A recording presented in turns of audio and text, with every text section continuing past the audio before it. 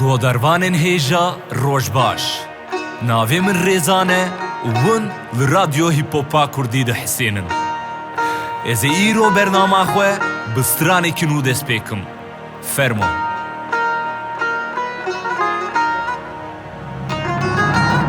Ado û zara hevalên herî baş bûn.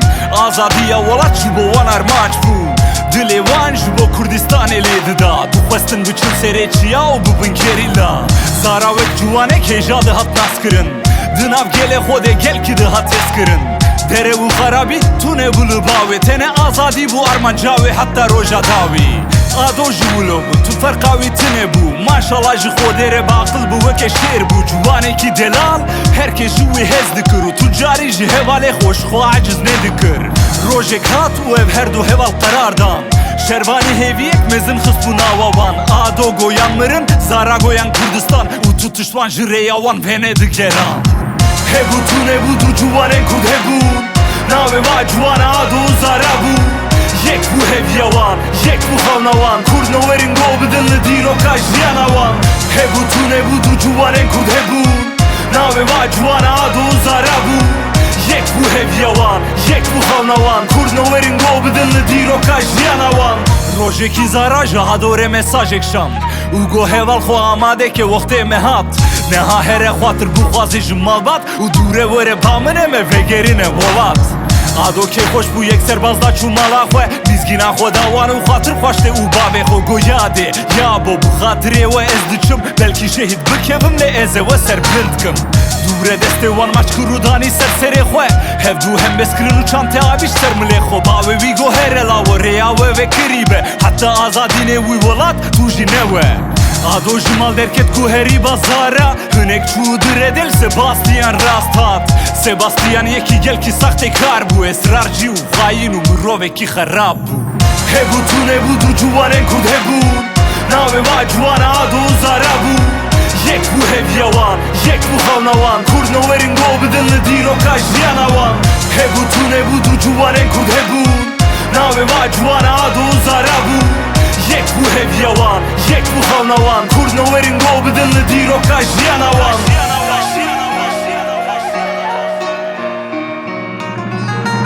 Sebastian ado sekinan û got evar baş. Niyeta wî bû ku ado bixîreya şaş bi qoqayîn û haş. Ket min eqlê ado got brako. Şte mifte erebe min bajo. Ado gonalê ev bi zorî hat xapan. Dûre swar bûn û ado erebe wî şixulan. Sebastian heşîşê xwe derxist û pêçan. Pêşî yekî de ado pişrê jî yekî bi xwe kişan. Zara ji wê çaxê xwatirê xwe xwestî bû. Niha li ber malê li benda ado hazir bû. Saetê xwe nert û got gelo ado li kuma. Hevalê xwe merak kir û telefona wî geriya. Rewşa adoyî delal pir bi êş bû.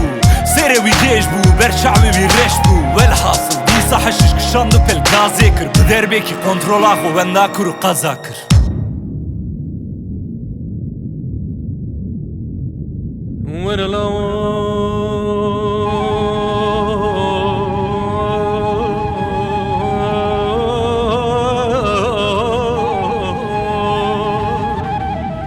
ورقدو برخ منو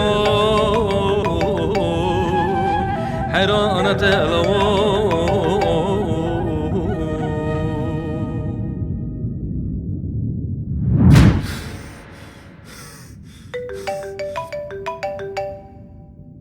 الو ادو لويت هذا الكويت او بقسناكي هلو زارا بوي بزاني اقرنايت من اروم از هاتم ايفال از هاتم 5 دقيقة دي لورا دزوك دي ورا ليرا وستاهم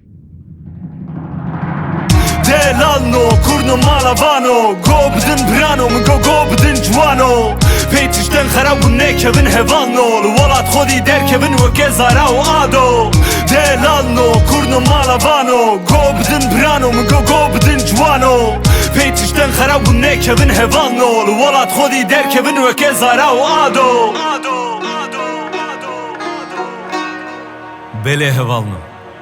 Heta carekê din û bi hêviya carekê din bi xatirê we.